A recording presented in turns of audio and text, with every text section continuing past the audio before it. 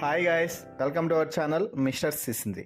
Big Boss హౌస్లో నిఖిల్ ఒక బాహుబలిలా కొనసాగుతున్నాడు. Task అంటే నిఖిల్ అంటేనే టాస్క్ అన్నట్టుగా సాగుతుంది ప్రస్తుతానికి బిగ్ బాస్ హౌస్. ఒక రాజ్యానికి రాజు కావాలి అంటే రాజ్యంలో ఉన్న ప్రజల్ని కాపాడుకుంటూనే రాజ్యాన్ని కూడా కాపాడుకోవాలి.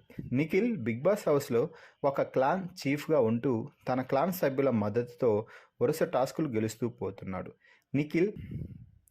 నిఖిల్ తన క్లాన్ సభ్యుల బలాన్ని బయటకు తీసుకువచ్చి వారితో ఆడించి టాస్క్ గెలిచేలా ప్లాన్ చేస్తున్నాడు.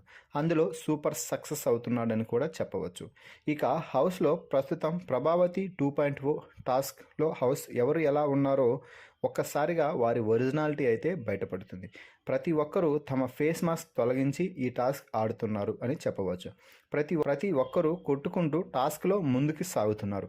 అయితే నిఖిల్ ఒక ఆటగాడిగా తన ఆట తాను ఆడుకుంటూనే తన క్లాన్ సభ్యులని ఆటలో ముందుకు తీసుకుపోతున్నాడు. టాస్క్లో ఎవరు ఆడినా కూడా కేవలం గెలవడమే లక్ష్యం కాకుండా ఆటపై దృష్టి పెట్టండి, అదే మన విజయం సాధించి పెడుతుంది అని నిఖిల్ చెప్తూ తన క్లాన్కి మద్దతుగా నిలుస్తున్నాడు.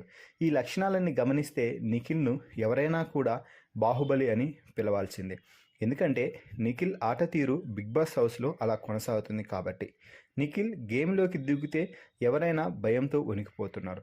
ఎందుకురా స్వామి నిఖిల్ వాడితో అనేట్టుగా కొనసాగుతున్నాడు.